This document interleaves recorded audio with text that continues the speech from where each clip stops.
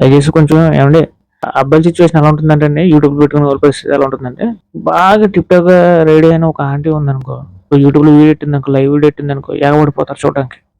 Tip top ఒక అమ్మాయి ready అయ్యి ఒక మంచి రీల్స్ చేస్తూ డ్యాన్స్ చేసిందనుకో, ఎక్స్పోజింగ్ చేసిందనుకో, దానికి కూడా ఎగబడిపోతారు. నా కష్టం మాత్రం చూసి మేము ఇంతలా తిరుగుతున్నాం, మేము ఇంతలా పెడుతున్నా సరే ఓ అబ్బాయి చాలా బాగా చేస్తున్నాడు, చూడు లొకేషన్కి వెళ్తున్నాడు, ఈ అబ్బాయి సబ్స్క్రైబ్ చేయరు, ఈ అబ్బాయి చూడాలని మాత్రం ఎవరికి లేదు.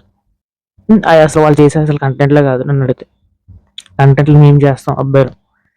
మిమ్మల్ని ఏమన్నా నేను ఒక అమౌంట్ నా సొంత నెంబర్ మీకు మొబైల్ నెంబర్ పెట్టింది, నేను దానికి అమౌంట్ కొట్టండి అని అడగట్లేదు కదండి.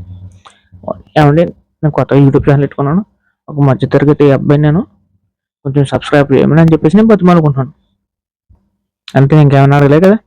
ఆ సబ్స్క్రైబ్ ఏంటి మహా అయితే మీరు రీల్స్ చూస్తున్నట్టే ఆ రీల్ పైన సబ్స్క్రైబ్ ఉంటుంది, ఇక్కడ తక్కువ నొక్కితే సబ్స్క్రైబ్ అయిపోతుంది అంతే, సింపుల్. అది చేయట్లేదండి, చూడడం మాత్రం చూస్తున్నారు. 1000 మంది 2000 మంది అలా చూస్తున్నారు, ఎంగేజింగ్గా చూస్తున్నారు, చూసిందే మళ్ళీ చూస్తున్నారు.